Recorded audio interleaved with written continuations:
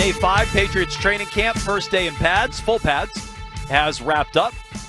Vrabel discussing Will Campbell. A couple of different ways to read that, Keefe, going into the first fully padded practice at Patriots training camp. Jones and Keefe here live, presented by McFarland Energy.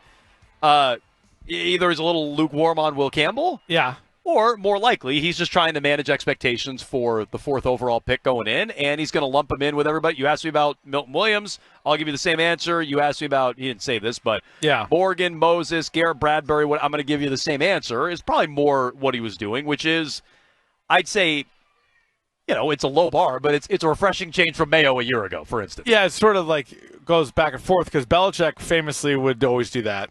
You'd ask him about one player, and then he'd go big picture group, and you're like, all right, well, that's not really what I asked, but okay, fair enough. And then Mayo, obviously a little bit different, and then Vrabel. But I think, you don't want to have the ups and downs in camp with your number 4 pick because there's going to be moments where, so if he has a great practice, you're not going to say he's all set, nothing else to work on, like this guy's locked and loaded as a tackle, or the opposite's not true either. Like if he goes and has a horrible practice, you're like, oh, he's a guard.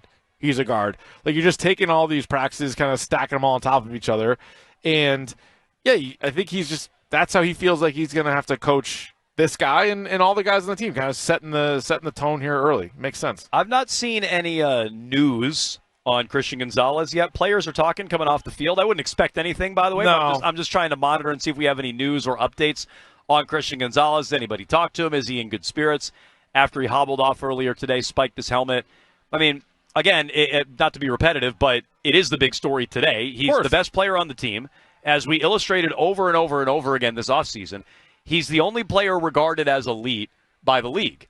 Jeremy Fowler did this great series that he does every year. It's the 4th or 5th installment he's done over the last half decade. And it's coaches, executives, scouts. Gonzalez was the only top 10 player at his position in the league. Yeah. And some guys got votes, honorable mentions like Hunter Henry, Robert Spillane, Carlton Davis. He's the only elite player they have. And the first day the pads come on, he's not out there. And so you don't want to go hyperbolic and freak out and say the season is over. No. But that's about as poor of a start as you could get the first day in pads, losing your only elite player. Yeah, it's really between, Gonzalez and then because of the position and what's behind him, Drake May, are like the two guys that would be the most jarring. Right? Like everybody else, it's bad. Like any other starter, I mean. It gets bad, but you're like, well, it's football. No team goes through the whole season without any injuries.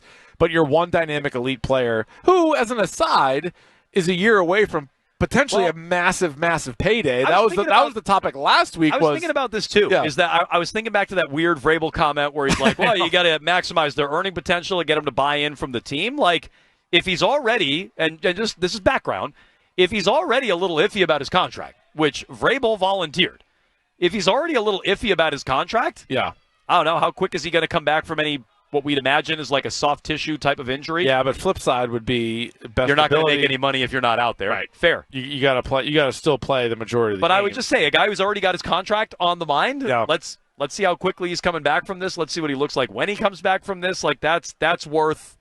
I'm not making any predictions on it, but that's worth following when he's back out there. No, it is deflating though, because when you start every camp or every discussion for like a preseason or a training camp, it's always with the caveat like, what are you looking for? It's like, all right, we'll get through healthy, and then this, right? Exactly. And then it's like all the other stuff that you can actually really talk about. And so, practice number 5, first one with full pads, and you're already down Gonzalez. That's tough. And on top of, we don't really know what's going on with Carlton Davis. Carlton Davis was another one of their big signings. It makes this great cornerback duo. He was on the NFI list, then he was there, and then now he's not again. So there could very well be a perfectly good excuse, and Mike Vrabel knows what it is, and he's not concerned. But just from the outside, we're watching him not be out there going up against his receivers. Gonzalez goes down middle of practice. So now all these receivers, a lot of them fighting for a spot on the roster, are going up against the 3rd, 4th, 5th, 6th string corners now for the team. No, and I would say that's a bad sign for the defense, and as you pointed out, not a great sign for the receivers either, trying to get in the work, although Kayshon Boutte was making some catches against Christian Gonzalez before he left earlier today. Some more takeaways. I'm just reading here from the other beat writers. Mike Reese said his initial thought after the Patriots' fifth practice and the first in full pads, he said Keon White versus Will Campbell is a battle. Nice. White gets the better of Campbell in the first one-on-one drills. We were reading some of this from Phil Perry earlier today. Went wide, pull, and ripped him to the ground. Campbell seems to hold his ground more versus White in the 11s. Phil Perry says this as well, wrapping up day 5, first in pads. He says focus was the run game. Some good hard running from Stevenson, Gibson, and Travion Henderson. More on Henderson in a moment. Thought Will Campbell, Cole Strange, and Jared Wilson all got good push as run blocker at times.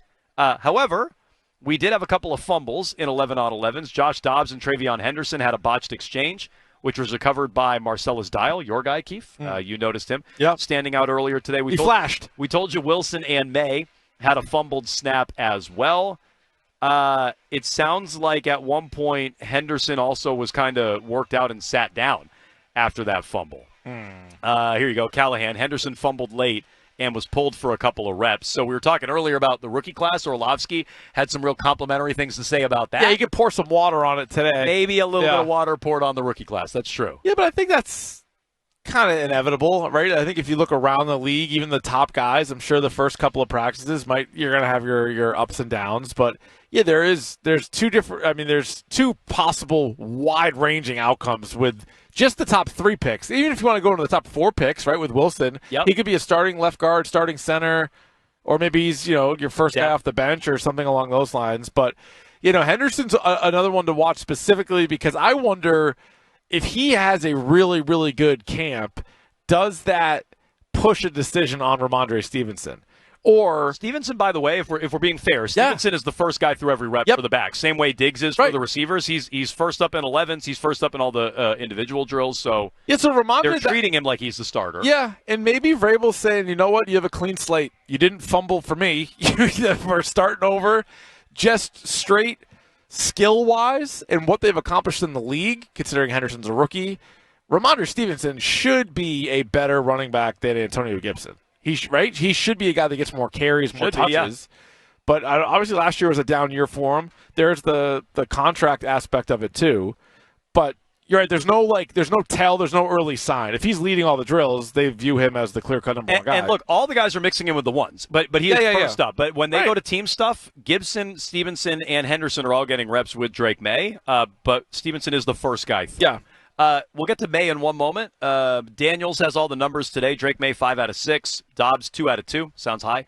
Ben Woolridge, 2 out of 3. He noted it was a lot of focus on the red zone and the run game, so not a ton of passes here today. They did a lot of deep throwing on Saturday, where I think May was 8 for 17. Some inaccurate throws, but also a lot of big plays down the field.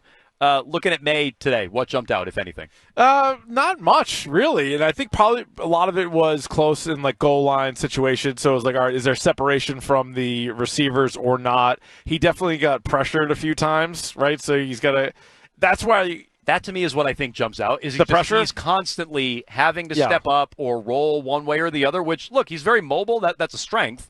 But you'd love to see him be able to stand in there on some of these reps and not have to reset his feet and reset the pocket. Yeah, but these are also tricky because they're not going to hit you. So you're like, do I stand in? And then, I don't know. I feel like it's tough for the quarterback when it's not live because – are there times where he would actually scramble and pick up some yards? Are there times where he knows he's going to take a hit and he can wait that one extra second and try to free open a receiver? Because you'll notice what happens is both sides go full go, and then they kind of close in on the quarterback, and then those guys completely slow down. He might make one half jog and then throw. And we were talking about that Diggs completion. Same thing. Secondary kind of pulls off the dig. So it's it goes in the books as a completion, but you're like, I don't know if that was a real game. That's a good point. That could have been a sack. It could have been a personal foul. It could have been all kinds of things. The 5 for 6 goes down as always just a completion to Diggs, but you're right. That's one where he would have got his block knocked off. Yeah, but I think even with Diggs really being kind of up and down overall, I would say the offensive line still seems like the thing that sticks out the most, that needs the most help, or is the weakest position, and then that is it directly impacts what Drake May is able to do. It does seem like Diggs has had a little case of the dropsies the last couple days. He had one today in drills, not in the 11-on-11, and he had a couple over the weekend. Apparently, we weren't here on Saturday, but he had a couple over the weekend, so something to monitor. Bedard says the offense finished strong. May and Dobbs threw touchdowns on the final red zone drives. He said Marcellus Dial was next up at corner and made the most of his opportunity, especially against the run. That's, again, your guy, Keefe. Mm-hmm. Campbell lost the one-on-one rep to Keon White. We were talking about Wilson won his one-on-one and continued to get good reps at left guard and center. We saw him mixing in a little bit at right guard on Friday and over the weekend. Looks like it was more just at left guard and center today. Giardi says that the run defense was Williams, Tonga, and White in particular a handful. He said that said, he thought Will Campbell had good moments as a run blocker. That was kind of the book on him again coming out. Yeah. He's going to struggle more with his length in the passing game than in the run game, where he's more of a mauler. He said cornerbacks held up after Gonzalez left with an injury. Austin, Dial, and Jones as the nickel corner. That's probably a bad sign for the receivers. If those guys are holding up, that's probably not a great sign for the receivers. He also said Kaylavon Chasen. His name has popped up quite a bit in the first few days of camp. He was a former very high pick by the Jaguars. Yep. Then went to the Raiders. 20th, I think, right? Somewhere up there. And is now here. He remained a handful. Giardi said he was good in shorts, good in pads today, and fast off the edge. One other note, if you want this, Keefe. Yeah, please. You've been watching on the skinny uprights a little closer than me. I have. It's something about it. It's very distracting to me. Kicker Parker Romo? I thought he had 3 names. I thought he had. Yeah, he does. Well, yeah. Is it John Parker Romo? What is it? Andrew Callahan Parker names. Romo. Yeah, yeah. What is it? What's his name? What's 37 over there? If you could look that up. What do you got? Zach. I thought it was John Parker Romo. I think you might be right. 6 of 6 on field goal attempts, kicking between 33 and 52. Is that right? Says Parker Romo on the roster. Really? No kicks yet for Borregales. This is Callahan updating it in real time. He says, "Is the kicker competition heating up?" That would be. They burn another pick on a 6th round. How many kickers have they taken in the 6th round the last couple of years? Well, they took Rohrwasser in the 5th. You're right. I'm sorry. I thought he was a 6th rounder. I already forgot the name of who was the bum who hit the kick against Denver a couple of years ago. Like the one kick he made all year. What was even that guy's name? Chad Ryland. Thank you, Ryland. Chad Ryland. Good pull. They're using all these picks on kickers, and now you have a kicking competition with John Parker Romo. John Parker Romo. No thanks. Yikes. I mean, don't just hand the kid the job, but another blown pick on a kicker, that would be a nightmare. Yeah, I don't love that. Give this kid time. You know, he's figuring it out. He was good from 54, I think, on the skinny uprights. Well, this is this is your eyes, which again. Oh no, maybe that was Parker Wilson. Maybe I got the wrong guy. Yeah, no, good point. I was watching the ball, so good point. I might have gotten the wrong kicker. Oh, boy. We got a real dogfight on our hands here. It's a kicking competition. Kicker battle. Here in full pads. Best battle. 5. Mount Rushmore. Mount Rushmore, the battles? Mount Rushmore Monday, the camp battles. Okay. Kicker's number 1 with a bullet. Wide out. Yo, wide out, for sure. Like Born Booty. Born Booty, who makes the roster, assuming Mac Hollins ever emerges off PUP, that is a good battle. What about like Bradbury, Strange, Wilson, who's odd man out? Strange is losing that one. Like center battle, maybe? Yeah, but throw that center guard. Throw that on the Mount Rushmore for sure. And probably the backs. Oh, yeah, maybe running the backs on there? Yeah. Safety's probably a good one, too. Safety's not bad.